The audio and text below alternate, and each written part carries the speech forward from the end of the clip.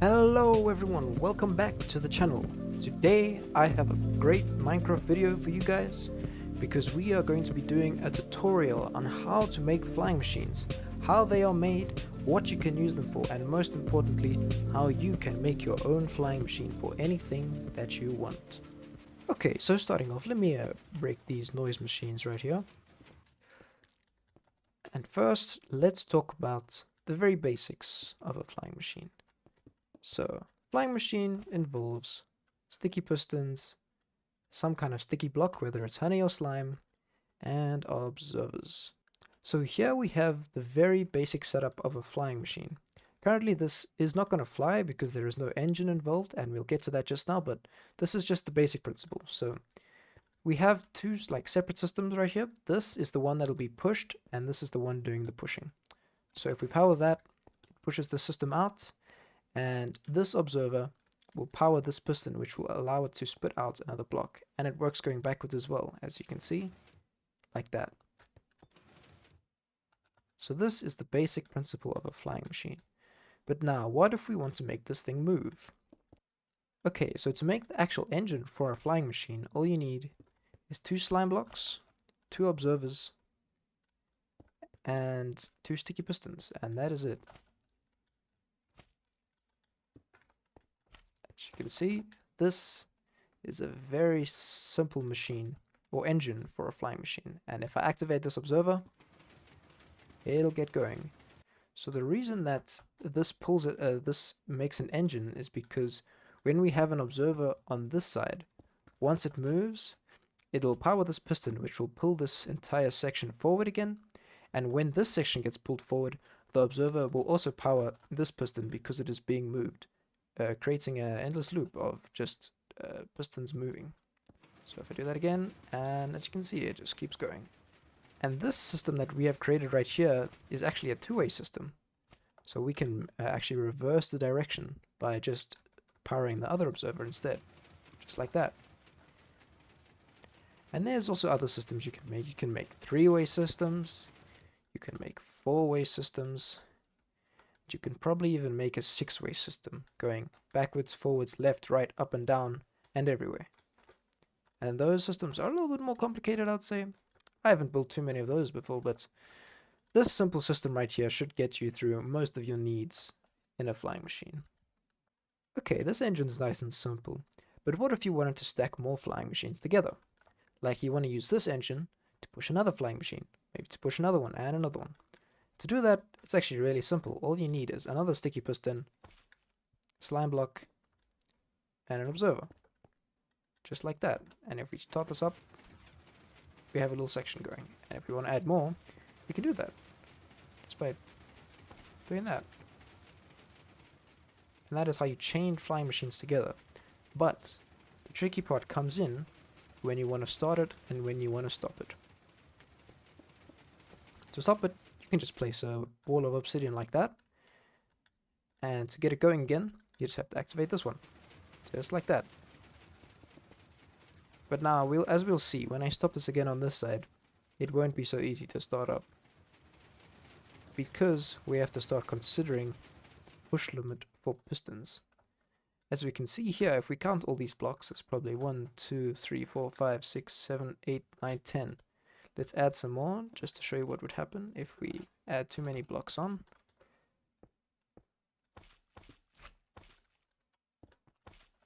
Like this. I'll just add one more here and that. This should be way too many blocks. Like if I show you right now, this is not going anywhere. So to do that, we have to make a little redstone system to activate these first. And there's many ways you could do that. All we have to do is trigger these observers. So we can trigger this one, we can trigger this one, and this one. And now the flying machine is all set up and ready to go. So if I press this, it goes off again, just like that. So you can automate this process, just with some repeaters and note blocks or something above the observers to update them. And you do have to keep in mind that you do need a bit of a delay between activating each observer, so it's like about 3 ticks on a repeater. Also a quick tip, whenever working with a flying machine, just place an obsidian in front of your flying machine whenever you're working with observers here, because you don't want to accidentally activate any of the observers and mess up your flying machine. Also, another thing, obsidian isn't the only immovable block in the game. You can use things like furnaces, chests, or any block that has an inventory inside it, because in the Java edition of the game, it is impossible to push a block that has inventory space in it, which is kind of dumb. At Bedrock, you're allowed to do that for some reason. Okay, so this flying machine is a little bit small to simply activate with repeaters. So what we're going to do is actually extend it a bit bigger, because this is also a really inefficient way to make a flying machine. What you want to do is try maximize the amount of blocks that you're pushing to make the flying machine as big as you can. So for example, I can add some blocks like that, for example.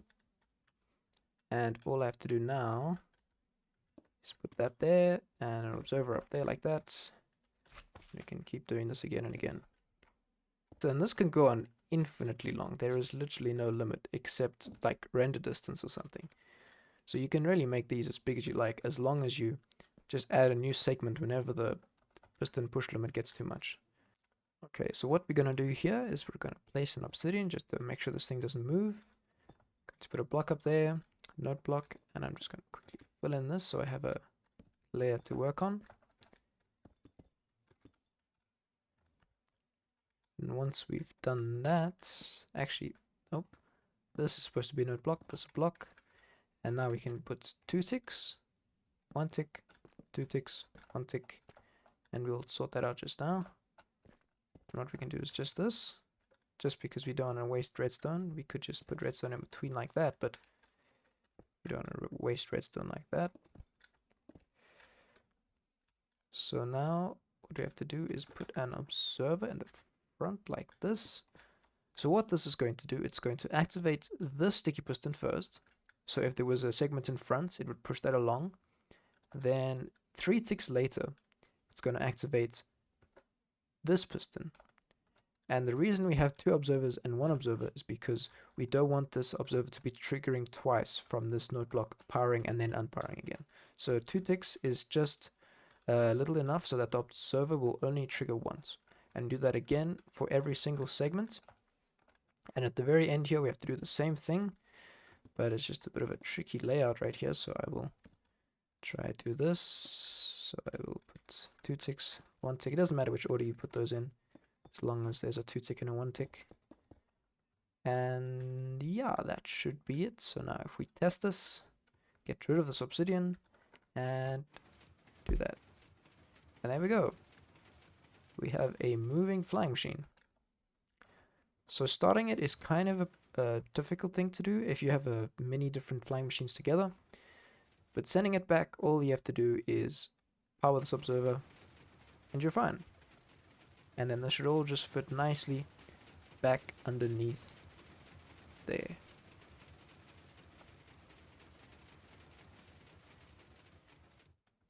So the next part in this process is talking about honey blocks.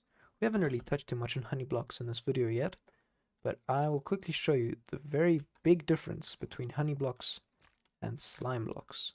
If we power this observer, that redstone flashes like that, but if we power this observer, that redstone does not flash. So this is kind of a big problem with flying machines, because you cannot power pistons through the slime block anymore, because what if you replace that with honey?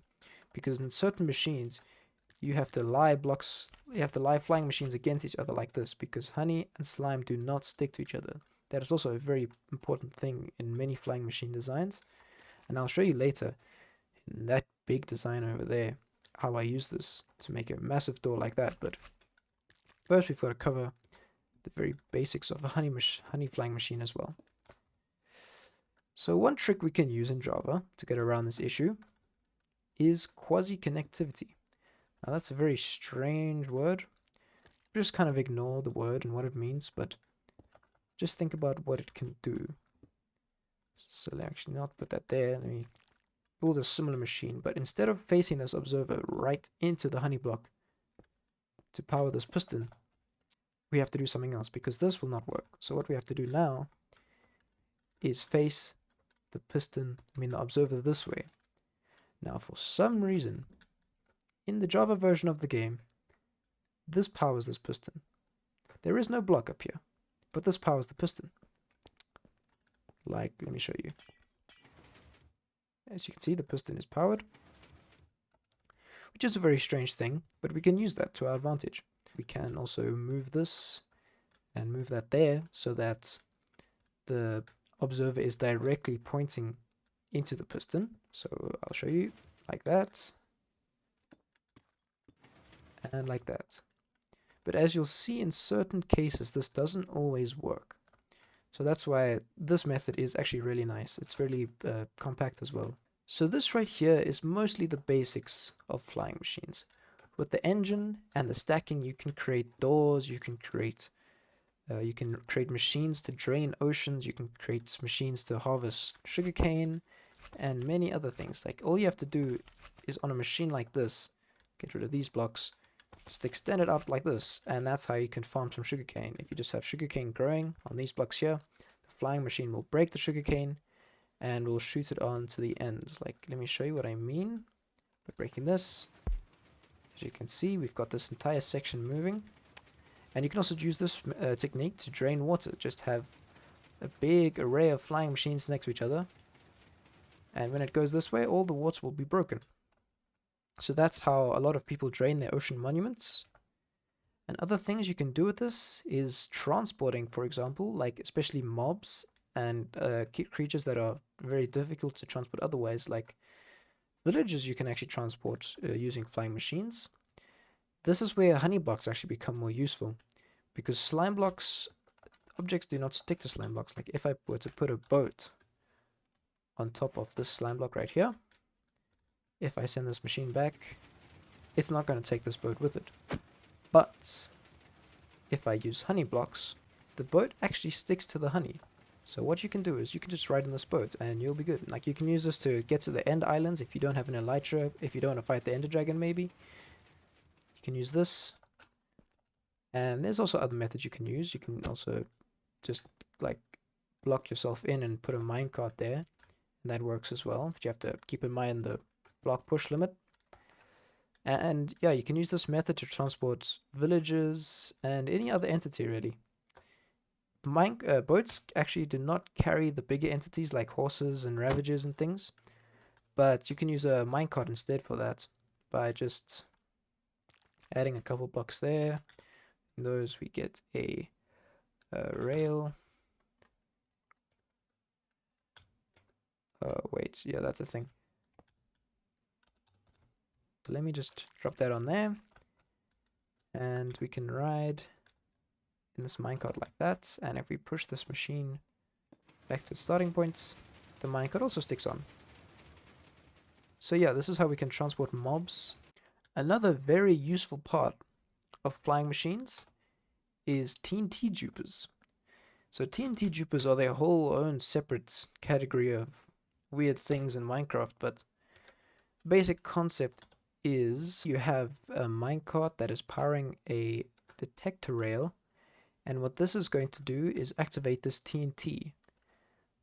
But there is a certain, you could say, bug in the game, which they've just kept because this has become so commonly used, where if you push coral and have this detector rail above this TNT block, it'll actually dupe this TNT, so the TNT block will remain here, but it'll create a lit TNT which will fall down. So you basically just have infinite TNT. If we start this flying machine, rookie mistake, as you can see, this TNT duper actually only dupes TNT when it goes, oh, backwards? No, stop running away from me. Come back, come back, come back, come back. I need you. Thank you. Okay, now we'll push this back this way, and I will put an obsidian block here just to show you what I mean. There we go. TNT dupes, but only when it goes backwards. So let me put that back there and start this flying machine. There we go. And this is how we get a flying machine TNT duper. And before this blows up everything, let me stop that. The next part of flying machines that we can use is to make walkers.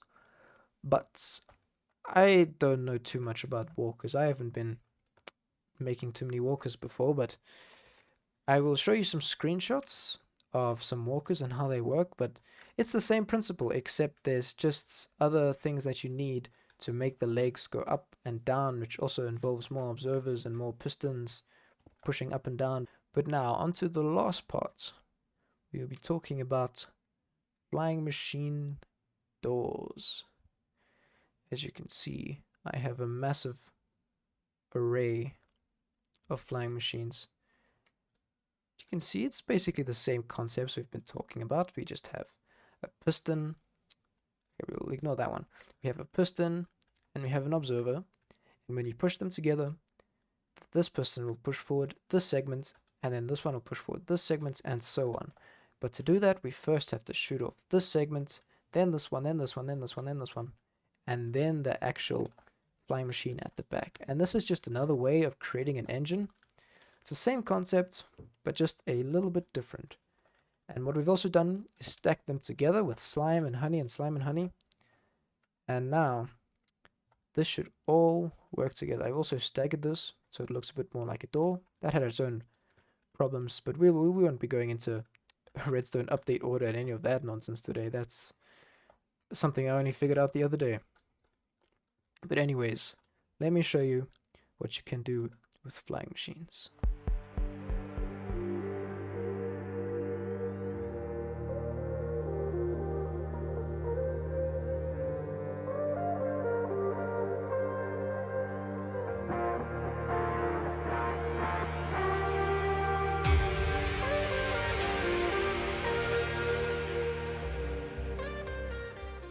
That is basically the world of flying machines and how you can create them yourself.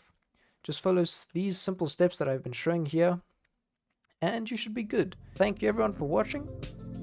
This has been me, Nader909, and if you guys are new, don't forget to subscribe and like, and I'll see you guys in the next video.